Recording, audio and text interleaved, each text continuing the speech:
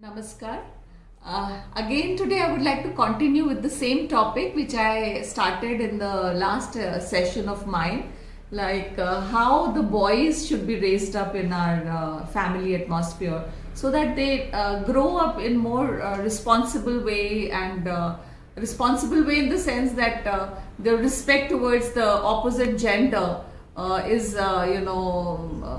something like to feel proud of, and females in their company should not feel threatened, and they should feel that here is a person who does not suffer from gender bias, and he feels that even the females deserve to be appreciated and respected genuinely. All right. So, in today's session, again, I'll continue with the feeling of empathy and compassion, which have to be very integral part of the development of a boy who's growing up in the family atmosphere.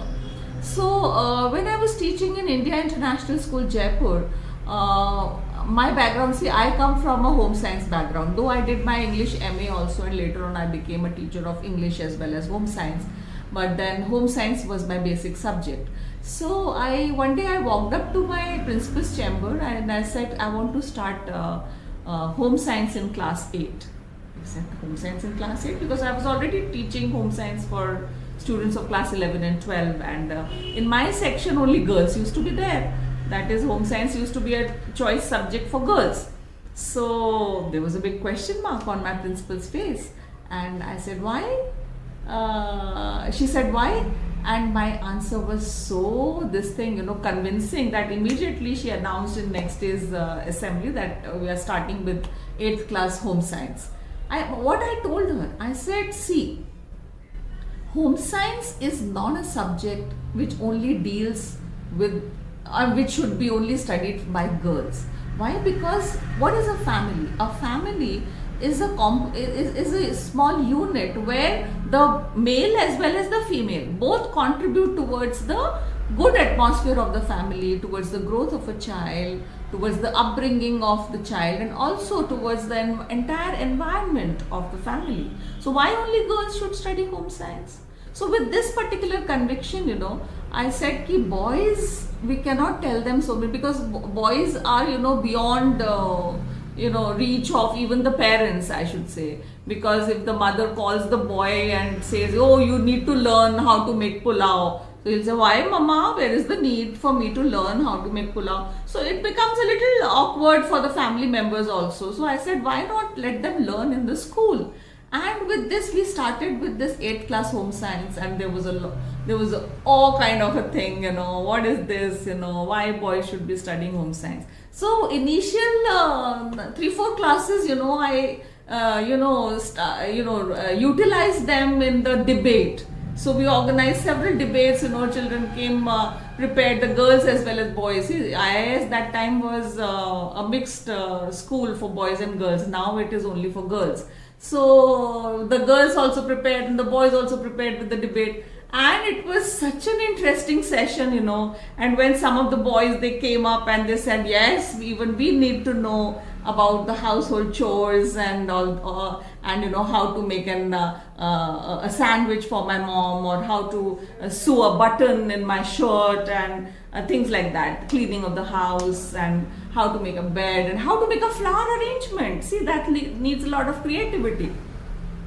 So it was such a super hit thing in the first week only, that with these organization of these debates and all, it created a lot of positive atmosphere, that oh my god, it's so important. We never realized that boys also should be studying these things which are related to family affairs.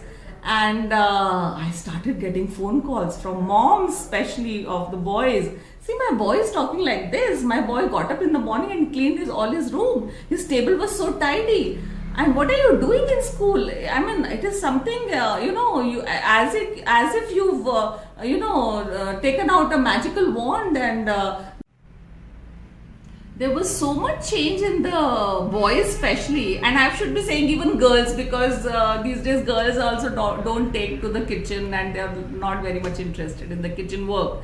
So girls and boys both, they wanted to try out recipes, and we had a small home science lab also, and I saw to it, that there was a mixed group, boy and girls together planning some dishes, and then they are cooking in the lab, and they came out with such creative ideas, and there was a call from parents, and some of the parents sent some chits and diary notes, positive diary notes for me to read, that on this Sunday my son cooked breakfast for me, and it was so good, and I want to say so many thanks to you, and I mean, you have brought a change in my body. So this is a small thing that I just want to narrate to you, that if we want, what we cannot do, there is nothing that we cannot achieve that particular target, and what we have to do is develop all these values and philosophy of life at home only. All right. See, school is also an institution. See, suppose school and family, these are the two major institutions where the child is growing up. So if the school is taking up the responsibilities, it's of course very, very nice. But then if the school is not taking up this responsibility, then why the family should not be taking it up?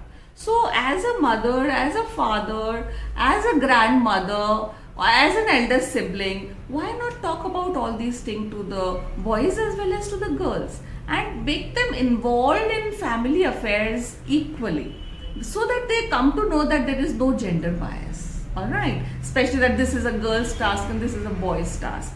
And once the children grow up in this particular atmosphere, they naturally develop the respect for the other gender. And if the wife is also coming back from the office and the husband is also coming back from the office, why only the wife has to get up and make the tea? Why? Just ask yourself. Why the husband cannot be going to the kitchen and making tea for the wife also? Sometimes I'm saying. So maybe, these kind of things, can be done, and this generates these small things only give rise to the feeling of compassion towards the opposite gender. So when these things are developed in the boys of our society, I'm sure how they look upon the girls, this kind of a look also changes. There is no stereotyping. There is no this thing that this is girl's job and this is boy's job. No.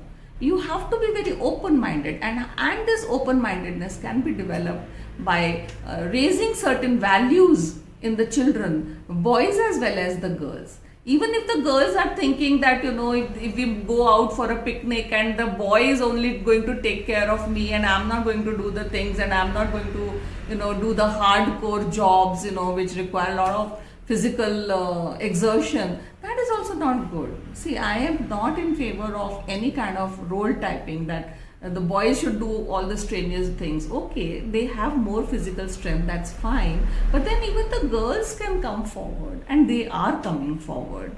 So this is one idea I wanted to talk about. And another thing is that the family atmosphere, especially when the adolescents are growing up in the family, we need to come forward. We need to embrace the children. We need to talk to them. They need to come to us and be very, very open about whatever they feel. And if the boy is, using some insulting words, the language, if the boy is not using proper language, which is, bringing down the reputation of the opposite gender, then also the father, mother, somebody should get up and stop him.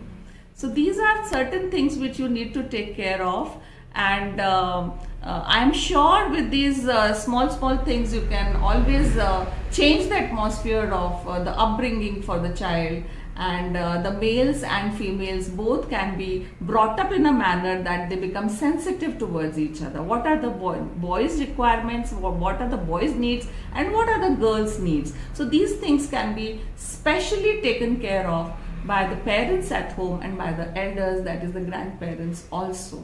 So I end up today's discussion over here, and will certainly wait for your comments in my comment box, and what I should talk about next also I can plan accordingly.